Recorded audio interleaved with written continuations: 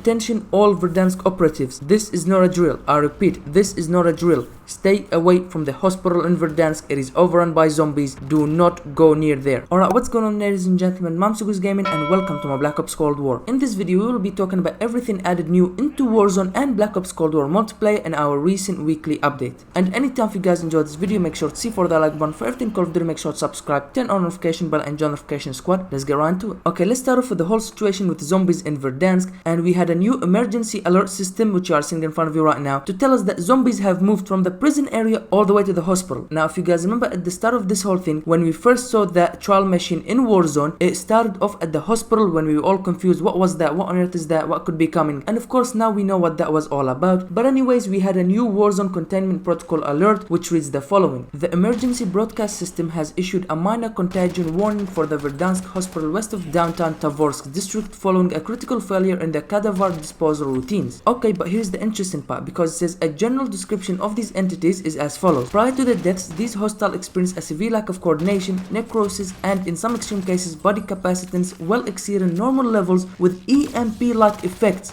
Did you hear that? EMP-like effects. That means we have a new zombie type, and that is the electrical zombies. When it first started, we had your normal zombies, then it went into the exploring zombies, and now we have the EMP zombies. Yes, the electrical zombies, which you can see on the gameplay in this video right here. But okay, let's continue reading to see what else is going on. It says continue to exercise extreme caution when conducting operations within or around the hospital. These anomalous zones are believed to still contain the hostile forces that we have come into contact with in the prior 3 weeks of operations and are considered to be extremely dangerous. Alright, now here's the weird part, right? Because in the image you're seeing in front of you right now, where it says zombie spotted in the hospital area, and then you have two X's on the shipwreck and the prison, and it says area cleared. Now the part that doesn't make sense in all of this is the fact that they are saying there are still some zombies in the prison and the shipwreck area, but then again, if you go to shipwreck right now or prison, there are no zombies there anymore. And if you also remember in the previous 2 weeks when zombies were first at shipwreck and then they moved to prison, you could no longer see zombies in shipwreck, and again same thing here, you no longer see zombies at the prison area, they are only in the hospital. And here they are saying that you can still see them in prison and the shipwreck area, which is a bit weird. When this all started, we all thought that was gonna happen. Zombies are gonna slowly take over the whole of Verdansk, and not like the way they're doing it, where they start in this area, then they get removed from the area, and then they move to another area, and then removed from the area and move to another area, which is a bit weird, not gonna lie. And it also doesn't make sense. If you are leading to the nuke event and zombies overrun Verdansk, why are they being removed from the previous area where they were spotted, instead of just spreading to another area and then another area and then another area until all of Verdansk is eventually overrun? And towards the end of this containment protocol alert, they say containment protocol level has not been raised, as it is still believed that these anomalous activities will still be confined to the southern zone of Sector 5 and the hospital. Computer models still expect the anomalous activities to cease shortly, and a conflagration continues to be a low risk concern. You are encouraged to stay frosty and execute the mission. Okay, so in my opinion, what's happening here is that they are really not paying attention to this, as if it's nothing's gonna happen. The percentage of zombies over in Verdansk is still only at 5%.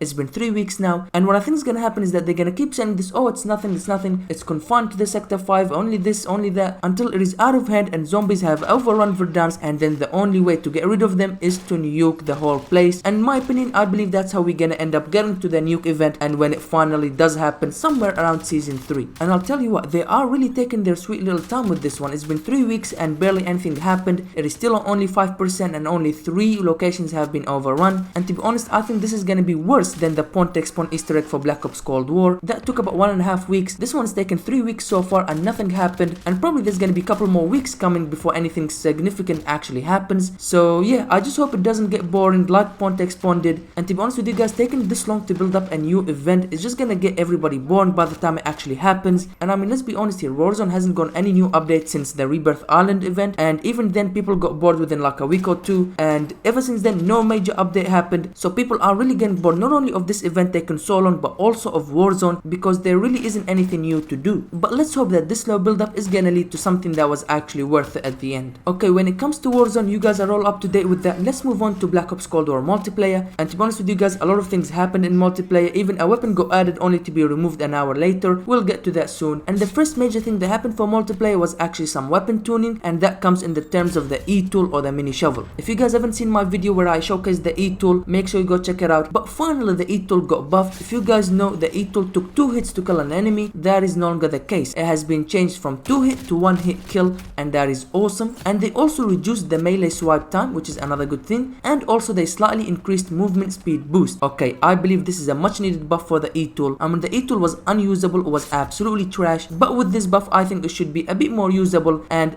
it should be more fun to use. Okay, now let's talk about a very weird thing that happened, and that comes in terms of the R1 Shadowhunter, or the new crossbow that's coming into Black Ops Cold War. With this recent update, the R1 Shadowhunter crossbow was actually added into Black Ops Cold War, where you could complete the challenge to unlock it, or you could buy the bundle and unlock it that way, and you could totally use it fine, nothing wrong with it. However, you could only have one attachment, and that was the optic, which actually looked weird because we know the crossbows from previous Call of Duty games, you have multiple attachments that you can put onto your crossbow. But of course, about an hour after the R1 Shadowhunter was added into the game, Treyarch ended up tweeting out saying that they're gonna remove the R1 Shadowhunter. It was an accident, it wasn't supposed to be coming out yet, and of course it was only a week ago where we got the E-tool, so it was very soon for them to add the crossbow, and unfortunately they ended up taking it out. And if you ended up buying the bundle, you will be refunded the COD points. However, if you unlocked it through the challenge, well, unfortunately nothing you can do there. Instead, what's gonna happen is it's gonna be removed from your inventory, and when it officially comes out, guess what, you'll have to do the challenge all over again. Now keep in mind, the challenge isn't that hard because all it requires us to do is using a weapon with no attachments. We need to get 3 one-shot 1-kill medals. Now you can do that with snipers very easily, or if you go on hardcore and use shotguns, that's also 1-shot 1-kill. So you can use a sniper or a shotgun and do that 15 different times, and you will unlock the crossbow when it officially comes out. And when it comes to the featured playlist, we'll have the following: Stockpile, Knife Fight 3v3, Throwback Mosh Pit, also available in hardcore, Gun Game, Nuketown 24/7, Gunfight, and Face Off, also available in hardcore. And with that being said, you guys are now all up to date with the recent update, pun intended. Thank you guys for watching. My previous video is on the screen, make sure to check it out. At any time, if you guys enjoyed this video, make sure to see for the like button. For everything Call of Duty, make sure to subscribe, turn on notification bell, and join the notification squad, and I'll catch you guys later.